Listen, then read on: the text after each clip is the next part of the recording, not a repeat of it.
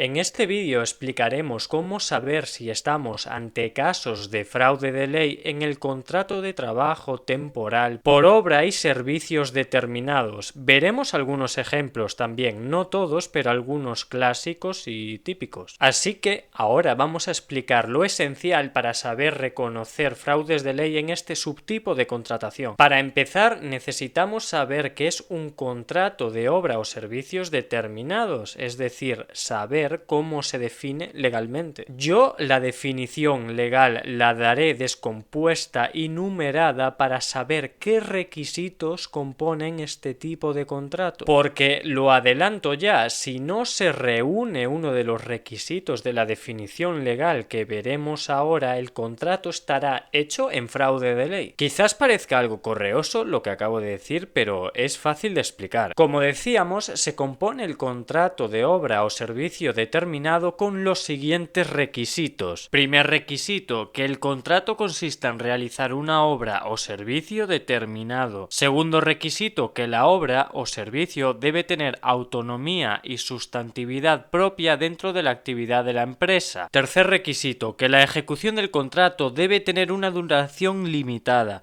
que en todo caso no puede exceder de los límites de los cuales hablaremos más tarde. Cuarto requisito, que el trabajador desarrolle las actividades por las cuales ha sido efectivamente contratado y no tareas distintas. ¿Qué sucede entonces si no se cumple alguno de los cuatro requisitos que acabamos de mencionar? Pues que el contrato estará hecho en fraude de ley. Por tanto, tenemos el derecho de que se nos reconozca presuntivamente la condición de trabajadores indefinidos en la empresa, con todos los efectos que esto conlleva. Sin embargo, tenemos que decir que hemos dado una pincelada muy superficial sobre los requisitos que componen el contrato de obra o servicio determinado, así que vamos a verlo ahora de una manera más profundizada para saber cuándo se cumplen estos requisitos de verdad. En relación con el primer requisito, que dice que el contrato debe consistir en realizar una obra o servicio determinado, ¿cuándo se cumple realmente? Se cumple cuando en el contrato aparece con precisión y claridad cuál es la obra o servicio a realizar de una manera correctamente identificada. Si este requisito no se cumple, el contrato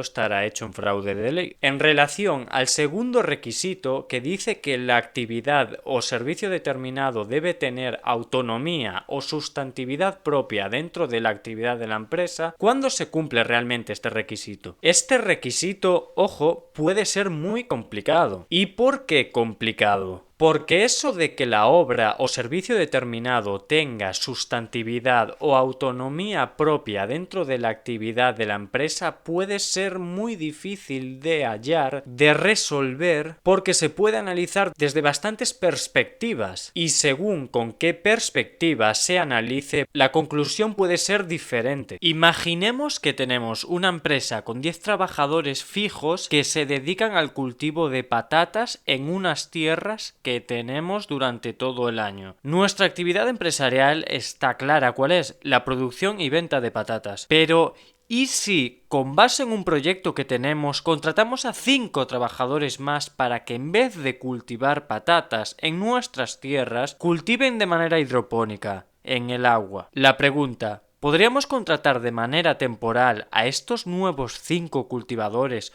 o tendríamos que contratarlos de manera fija? Pues podríamos contratarlos de manera temporal justificando que el proyecto tiene sustantividad y autonomía propias junto a los demás requisitos que componen este tipo de contrato. De manera que la actividad concreta, pese al ser una propia de la empresa, es delimitable frente al resto y temporal. Otra cosa sería si la tónica dominante de la empresa fuera el cultivo hidropónico. En ese caso no estaría justificado el contrato temporal. Y esto es lo que viene diciendo el Tribunal Supremo. En relación al tercer requisito, que es de carácter temporal, ¿cuándo se cumple este requisito? Pues se cumplirá en principio cuando la obra o servicio determinado no tengan una duración mayor de 3 años. Insisto, en principio. Y digo en principio porque podría ser el caso de que el convenio de sector aplicable o uno inferior, pero que no el sea el de empresa, imponga que a lo mejor como máximo, ojo, el contrato puede tener una duración máxima de 4 años, pero más de 4 años no. El cuarto requisito es obvio: si te contratan para hacer una función o tarea X, no puede ser que estés haciendo una tarea Y. Como ya había adelantado antes, si no se cumple alguno de estos requisitos necesarios y esenciales para que el contrato de obra o servicio determinado tenga validez, el contrato estará hecho en fraude de ley. Por tanto, podemos exigir que la empresa nos reconozca, al menos presuntivamente, la condición de trabajadores indefinidos, con los efectos que esto tiene aparejado y lleva consigo. Imaginemos que prestamos servicios en una empresa y hemos sido contratados de manera temporal mediante un contrato de obra o servicio determinado. Resulta que el 20 de abril de 2020 se nos agota el contrato, pero nosotros, a su vez, sabemos también que el contrato está hecho en fraude de ley porque no se reúnen los requisitos necesarios, o al menos no se reúne alguno de ellos. Quizás el empresario nos pueda decir: bueno, pues no te renuevo el contrato y te doy el finiquito de 12 días por año trabajado. Pero esto no sería correcto, porque realmente lo que nos correspondería sería un despido improcedente y por tanto 33 días por año trabajado.